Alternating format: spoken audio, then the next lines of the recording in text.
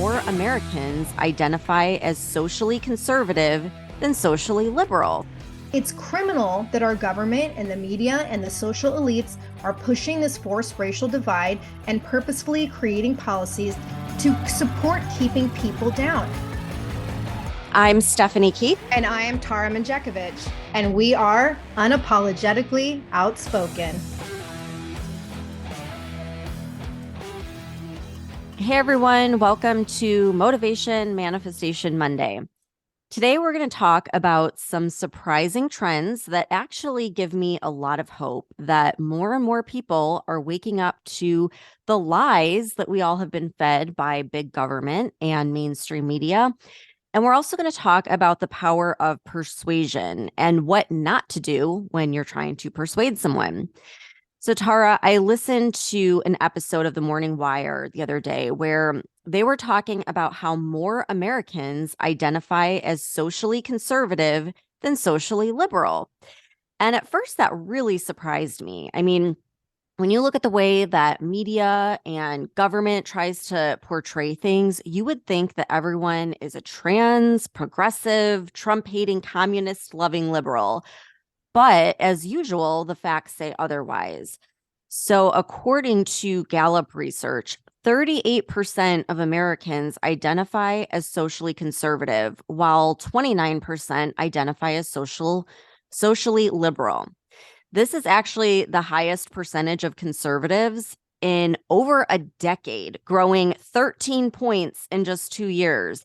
And that part does make sense to me when you think about the last 2 years and how they have been a train wreck as these progressive policies have played out and are basically destroying the economy and our country along with it. And even people who used to consider themselves liberal are seeing like the real consequences of putting those policies into action. And what's surprising is the conservative gains are coming from young populations. And that totally shocked me because, again, the media has you believe that all young people are like these wild liberal activists and they're all members of the LGBTQ community. But according to the poll, 18 to 29-year-olds went from 24% being conservative to 30%. And then 30 to 49-year-olds went from 22% to 35% conservative. And the only number that ended up dropping was with people over 65, where they actually dropped a percentage point. So it's actually younger people that are going conservative. And Tara, I guess that makes sense as to why we're doing so well on TikTok, which was another thing that really surprised me. So according to The Morning Wire, transgender issues seem to be the main issue, with 60% of Americans believing that gender is assigned at birth, which is up from 54% in just 2017. And then 68% oppose puberty blocking medications, and 70% say elementary schools shouldn't address gender identity. And the data shows that while most people support things like gay marriage, they don't approve with this late push of gender-affirming surgery for children. So it's not necessarily that people are changing and that their views are changing. It's that the things that used to be considered liberal are now all of a sudden considered conservative. And the new liberal is just extreme, like far, far, far left. And the bar has completely shifted. So not really the people, it's more so the party and the policies. And another example of this is abortion. It used to be that if you were pro-choice at all, you were liberal. And if you wanted 0 abortions, then you were conservative. Well, now it's shifted so far left that the left want abortions with no exceptions all the way to birth. So like under their demands, you could technically abort your baby at 9 months for absolutely no reason. And now if you are pro-choice, but you believe in time limits, whether it's 15 weeks like Europe or even 20 weeks, you're considered a conservative. And we know from polling that something like 70% of Americans fall in that category of being pro-choice, but wanting time restraints. So again, another far left shift into what's considered liberal. Yeah, Stephanie, I'm going to use myself as an example here. Like, number one, I've always been pro choice, but I'm also socially conservative in a lot of areas. And I think I've mentioned this in the past, but when I was growing up, I went through a variety of like cultural phases. I was in the goth scene and then the punk scene and the ska scene.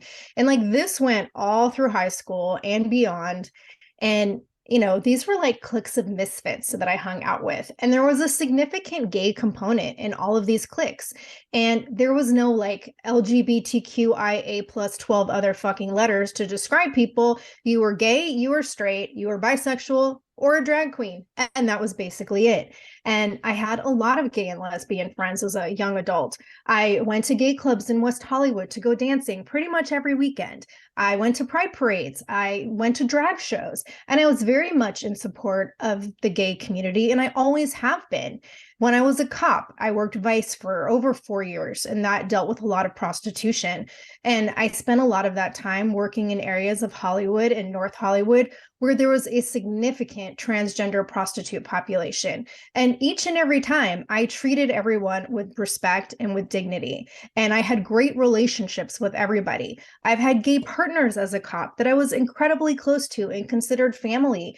And so I have never in my life been prejudiced or had negative feelings towards the LGBT community until now. Like this shift for the past few years of denying the inherent biological differences between male and female and encouraging young children to identify as gender fluid or non-binary or non-conforming or the opposite sex or whatever the word of the week is. Like, I have no fucking tolerance for this shit. And I am all for equal opportunity and allowing people to freely express their own individuality because I've done that my whole life. But this has nothing to do with equal rights for gay marriage or letting people be themselves. This is literally a destructive agenda of creating and supporting mental illness that the government is trying to push down our throats by bringing gender identity politics into school curriculum to confuse and sway children because they're easily influenced and promote like life-altering surgeries that, as we've talked about many times, end up having not only detrimental physical damage, but extreme psychological and emotional damage as well. And like, yes, this is Motivation Manifestation Monday.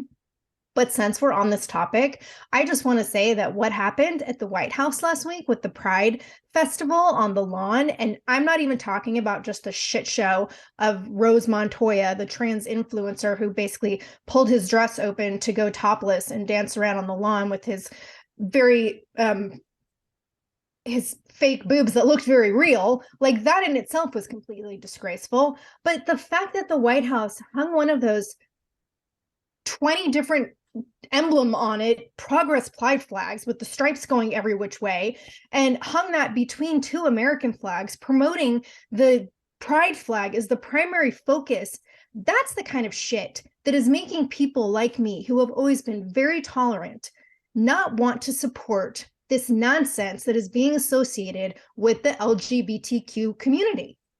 I am 100% on the same page. Like, I've always been very supportive of the community, and now like all this shit is just absolutely insane. And imagine the people who like weren't that supportive before. Right. I mean, they're probably downright like hateful now. So it's definitely not doing them any favors. And Tara, I was shocked too when I saw that flag hanging. Now, I'm not even going to pretend that I know what all the different colors represent, but I have Nobody heard. does.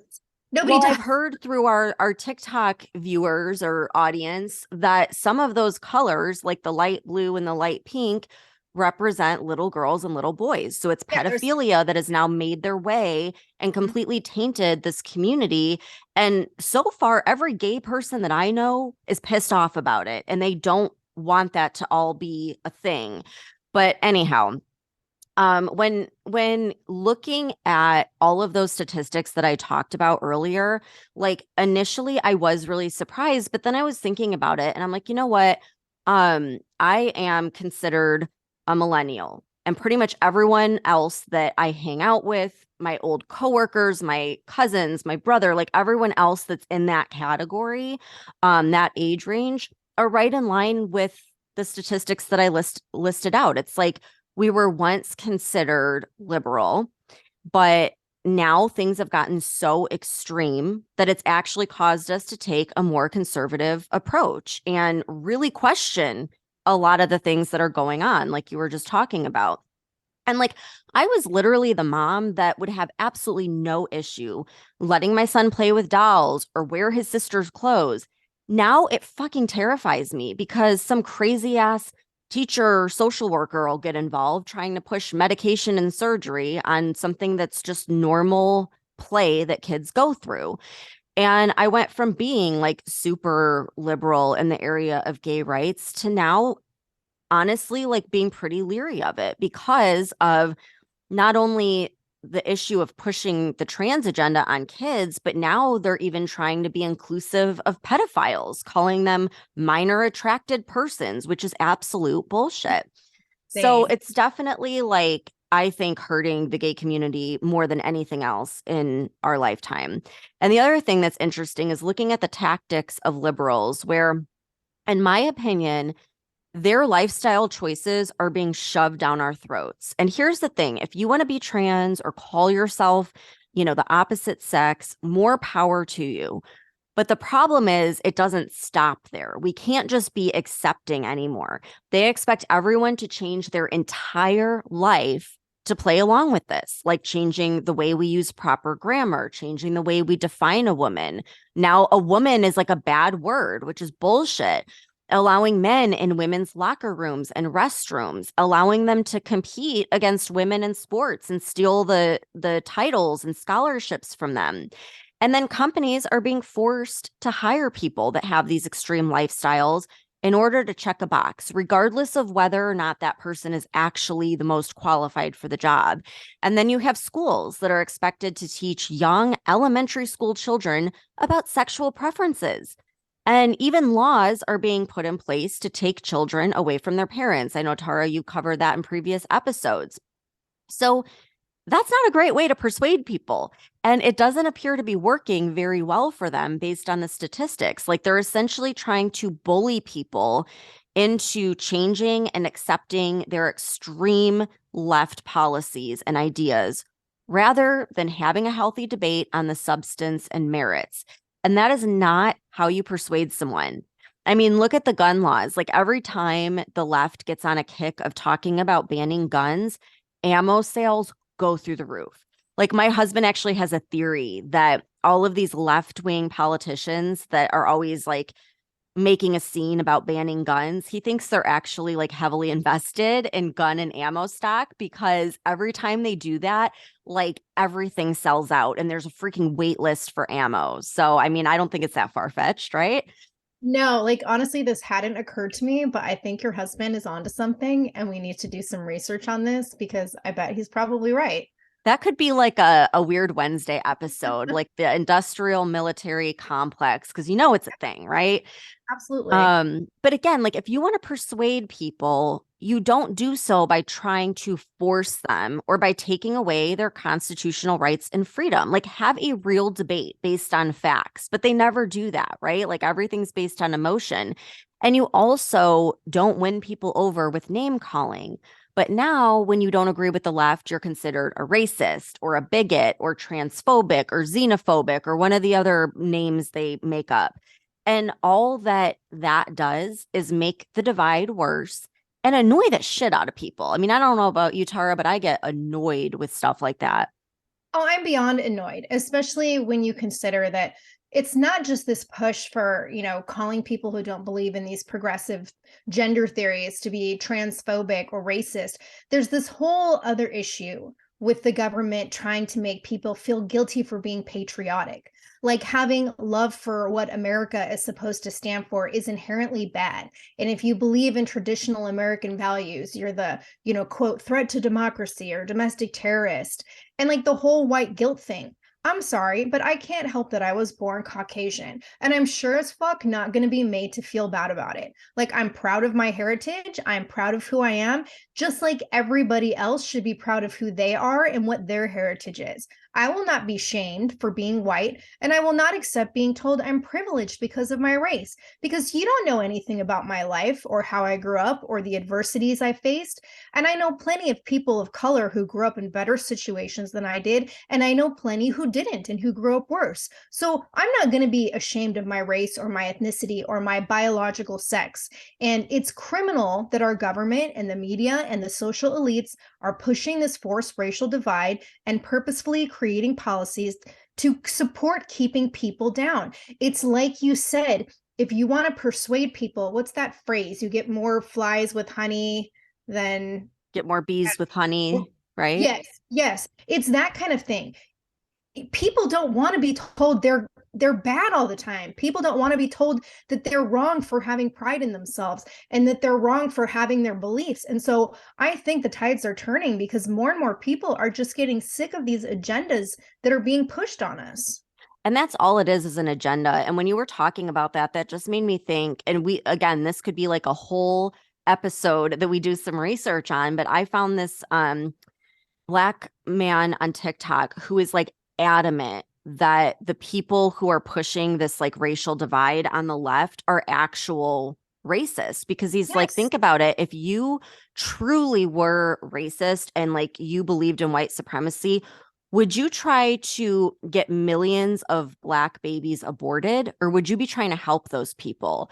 And he's like, which side is doing that? And then in school, would you be telling young Black children that they could be anything they want to be if they work hard for it? Or would you be telling them that they are destined to having a life of poverty? And it's like, oh my gosh, that was like a light bulb moment. Like, who are the real racists here? And Well, why are we making everything about race again? and not just that, but this is all coming down from an administration where it has been proven time and again that Biden is inherently racist. And so anybody who believes the shit that comes out of this man's mouth is meant for the good of anyone, like you are seriously delusional. You know, I think most people have caught on to that by now and see that like everything they say, anyone from this administration says, the opposite is true. Like that's what I go off of now. But Tara, I think the fact that we're seeing more young people identify as conservative versus liberal, it really does give me hope. Like it gives me hope that our future will be better because more and more people are waking up and they're voting with their dollars. We've seen that all over the board with Target and Bud Light and all those things. They're paying attention to what's really happening instead of listening to the media. The media is dying. I mean, I don't know how they're still going at this point. And I also wanted to make this a Monday episode because I want everyone listening to know that if they feel like they're alone and that they're the only ones their age or in their group that are fed up with the insane progressive changes that we've seen over the past couple of years, the facts are that more people agree with you than disagree with you. And so you're really not alone. It's just everyone's a little bit, worried about speaking up. But cancel culture on conservatives, it was a thing in 2020, but in 2023, the tables have turned. And now it's these crazy liberal policies that are being canceled. It's like people are tired of being bullied and having their values challenged on a daily basis. And it's like, I feel like we have been just poked over and over and over again. And you can only push people so far before they start to push back. And I have felt this happening over the past few months. And I'm just so relieved to see the numbers are backing up what my feeling has been on it. And so for everyone listening, like I know that I'm always encouraging you to speak up, but chances are, if you do, more people are going to be with you and on the same page than against you. So I think now is more important than ever to start speaking up and just encouraging that, because you're truly not alone, but maybe you just have to be the first person that's going to stand up to this bullshit that's been happening. And then for anyone out there who is left leaning, which I know we have some people that are, my message is just that if you want to persuade others, stop with the bullying and stop with the name calling, because it's actually hurting you more than helping you. Like, get your facts together and have a real conversation based on the substance of the topic, not on emotions. And finally, like, you have the freedom to do and to be whatever you want in this country, but you can't expect other people to change their life in order to accommodate you. And I think that that is like the main difference between what's considered a liberal and a conservative nowadays. Yeah, I agree. So anyhow, that was an interesting topic, but I did want to throw it in there for Monday. And I just hope that, again, like, it makes you feel less alone and more understood than what the media portrays. So anyhow, I hope you guys have an amazing week, and we will see you back here for our Weird Wednesday episode. Thanks for tuning in.